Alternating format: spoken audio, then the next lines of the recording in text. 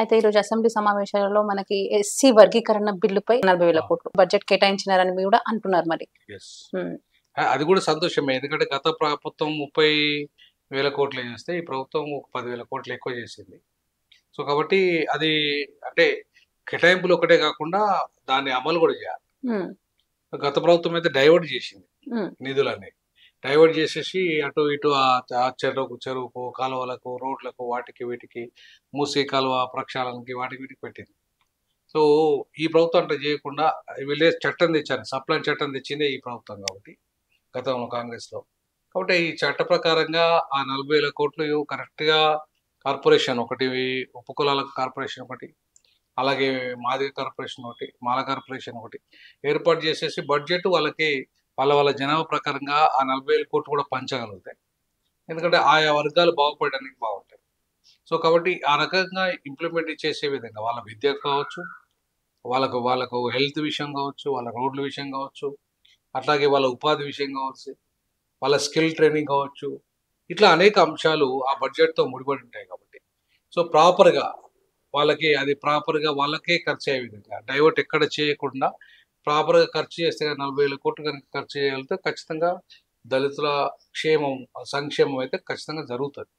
So ఆ దిశగా రేవంత్ రెడ్డి ప్రభుత్వం కృషి చేస్తుందని అనుకుంటున్నాను. ఎందుకంటే రేవంత్ రెడ్డి చెప్పాడు, స్పష్టంగా చెప్పాడు. ఇంతకుముందు కూడా నేను ఆయన మాటలు విన్నాను, దళితుల మాదిగల సమావేశం కూడా చెప్పాను. సో ఆయన ఒక ప్యాషన్తో రాజకీయాలకు వచ్చాడు కాబట్టి సో ఆ ప్యాషన్ ఉన్నవాడు ఎప్పుడు కూడా తను కొన్ని చేసి ప్రజలతో మెప్పు పొందాలనుకుంటాడు. సో కాబట్టి ఆయనకు ఆ ప్యాషన్ ఉంది కాబట్టి దాన్ని అమలు చేస్తాడనే ఒక నమ్మకం. ఎందుకంటే వర్గీకరణ చేస్తా అన్నట్టు చేసిండు, అదొక ప్యాషన్ అన్నట్టు. నా లీడర్లు కొంతమంది మాట చెప్తారు, తప్పిస్తారు.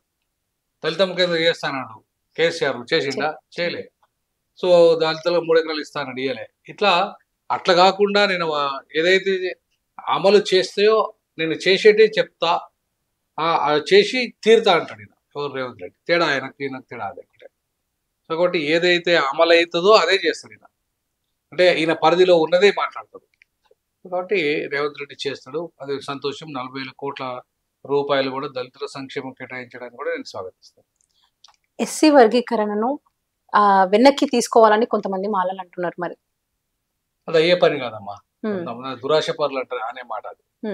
నిజంగా ఎవరైతే వర్గీకరణ పోరాటం 30 ఏళ్ళుగా కొట్లాడినప్పుడు ఇవాళ ఎందుకు వచ్చిందనే దాన్ని వాళ్ళు గమనించాలి. అంబేద్కర్ నిజమైన అంబేద్కర్ వాదులు అయితే వాళ్ళు అంబేద్కర్ వ్యతిరేకులమ్మా. ఇప్పుడు అంబేద్కర్ దాన్ని నిజంగా చిత్తశుద్ధి పెట్టేవాళ్ళు అయితే ఖచ్చితంగా అన్నదమ్ములా పంచుకోవాలని చెప్పాడు అంబేద్కర్. ఎవరి జనాభా ప్రకారంగా రిజర్వేషన్ల వాటా వాళ్ళకి దక్కాలని చెప్పాడు. మరి ఇదేమన్నా వాళ్ళ వాటా మా దగ్గర గుంజుకోలేగా, లేదా వేరే వాళ్ళు గుంజుకోలేగా, ఎవరి వాటా వాళ్ళకి పోయింది. తప్పేముందని అట్లా అంబేద్కర్ వాదులు అయితే దీన్ని యాక్సెప్ట్ చేస్తారు, మనవాదులు అయితే దీన్ని వ్యతిరేకిస్తారు. కాబట్టి మీరు మనవాదులుగా ఉంటారా, అంబేద్కర్ వాదులుగా ఉంటారా తెలుసుకోవాల్సింది మాలలే. ఇది వ్యతిరేకిస్తున్న మాల, అందరు కాదు. వర్గీకరణను వ్యతిరేకిస్తున్న మాల కొంతమంది. అయితే కొంతమంది ఏమంటున్నారంటే 11% రావాల్సిన మాదిగలకు 9% రావడం వల్ల అసంతృప్తిగా ఉన్నాం మేము రేవంత్ రెడ్డి పైన అంటున్నారు. మరి అదైతే కరెక్ట్ కాదమ్మా. 2011 జనాభా లెక్కల ప్రకారంగా 32 లక్షల మంది ఉన్నారు. సో 32 లక్షల మందికి డివైడెడ్ బై 15% into 100 వేయాలి. సో ఖచ్చితంగా 9.31 9.32 లోపు వచ్చేసింది. దాని పర్సెంట్ 9కే వస్తుంది. 9.50 దాటితే అది 10%కి వస్తుంది. సో కాబట్టి వాళ్ళు ఇచ్చింది 9% కరెక్ట్ లెక్క ఇచ్చాడు. కాబట్టి ఎక్కడ కూడా మాదిగలకు అన్యాయం జరిగినట్టుగా మనం భావించడానికి లేదు. 2011 జనాభా లెక్కలు అది. ఎందుకు 2011 జనాభా లెక్కలు తీసుకున్నాడు? ఎందుకు బీసీలకు లేటెస్ట్ జనాభా తీసుకున్నాము, ఎస్సీలకు అట్లా తీసుకున్నా అంటే ఎస్సీ ఎస్టీలకు సంబంధించిన ఏ అంశమైనా కేంద్ర ప్రభుత్వం తీసుకున్న నిర్ణయమే ఆధారం. కేంద్ర ప్రభుత్వ లెక్కలు ఉన్నాయి కాబట్టి అవి వాళ్ళు చేశారు కాబట్టి ఆ సెన్సెస్ చెల్లుతుంది ఈ చట్టానికి. కాబట్టి ఆయన 2011 జనాభా లెక్కలు తీసుకుని చట్టం చేశాడు. దాని ప్రకారంగా 9% అనేది మాదిగలకు యాక్యురేట్గా వాళ్ళ జనాభా ప్రకారంగా వచ్చింది. అంతకంటే ఎక్కువ ఇప్పుడు ఉన్న పర్సెంట్ కంటే ఎక్కువ ఇవ్వలేరుగా. అందులో ఉన్నదే 15%. ఆ 15%లో 9 నీకు వచ్చి 5% వాళ్ళకి పోయింది. ఎవరికి? మాల అండ్ ఉపకులాలకు. 1% ఉపకులాలో పోయింది. తప్పేముంది? ఎట్లా వస్తుంది? ఏ బేస్ మీద వస్తుంది? 11%. ఏ లెక్క ప్రకారం వస్తుంది? 2011 జనాభా లెక్కల్ని ప్రాతిపదిక తీసుకుంటే ఏ లెక్క ప్రకారంగా వస్తుంది చెప్పాలి. ఎవరు ఇప్పుడు ఆ డిమాండ్ చేస్తున్న వాళ్ళు ఎవరు ఉన్నారో వాళ్ళు చెప్పాలి. అయితే ఈ వర్గీకరణ చేయడమే కాదు, రిజర్వేషన్ శాతం కూడా పెంచుతా అని కూడా అంటున్నారు. మరి పెంచే అవకాశం ఉందంటారా సార్? 100% పెంచుతారమ్మా ఈ బిల్లులో. యాక్చువల్గా 42% బిల్లులో అది మిగతా ఈ వీళ్ళది కూడా పెంచే ఆలోచన చేయాల్సి ఉంటే, Hmm.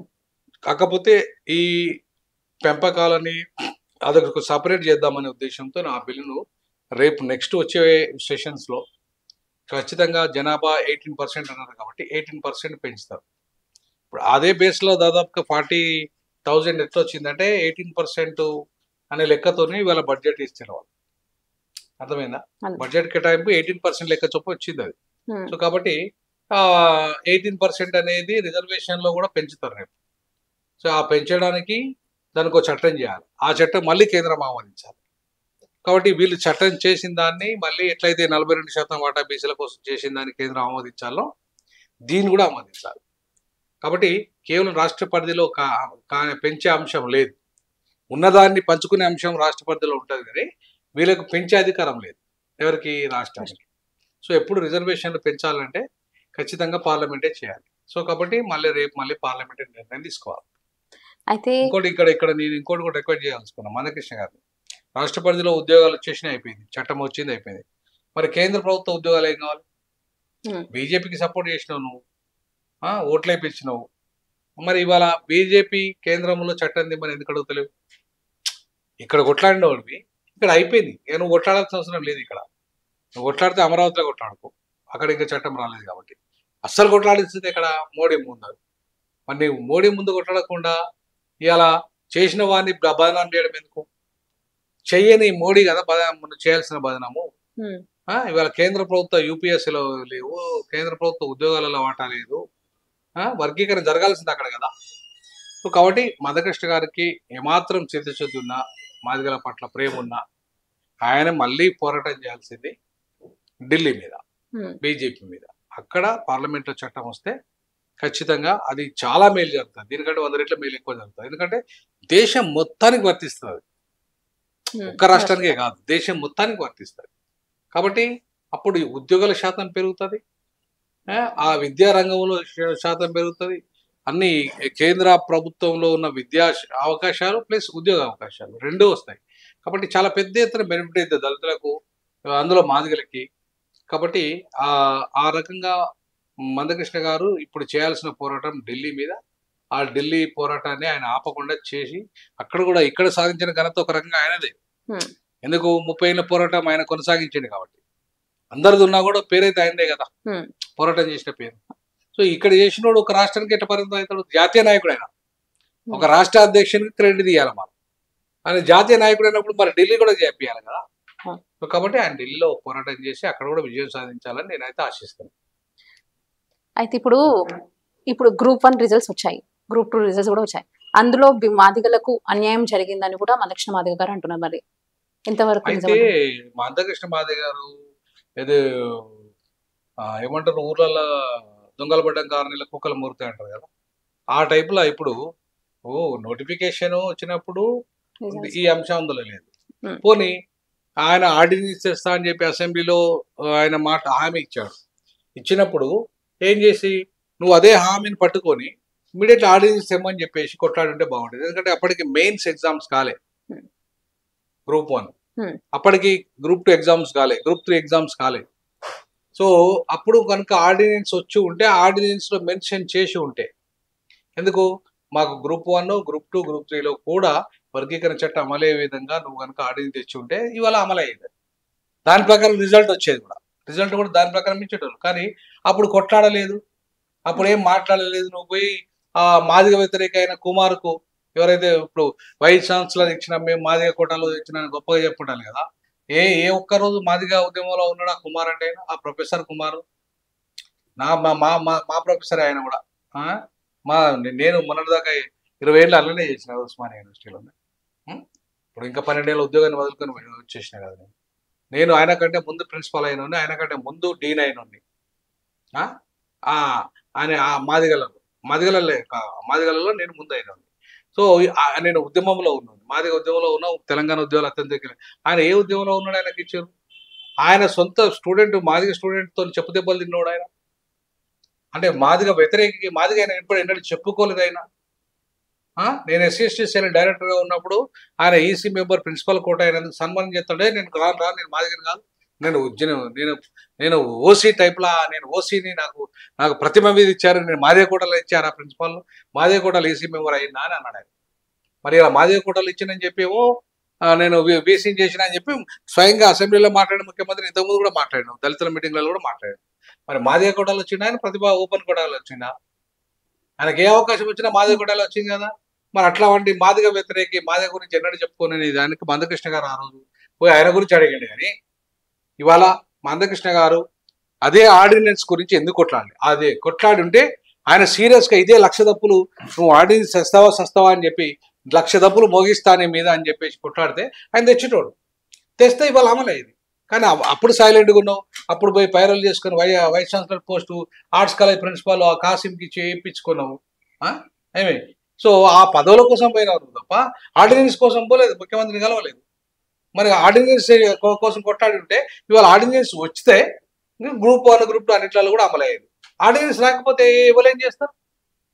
ఆయన ఆర్డినెన్స్దేలే, నువ్వు కొట్లాడలే, తప్పేవరిది?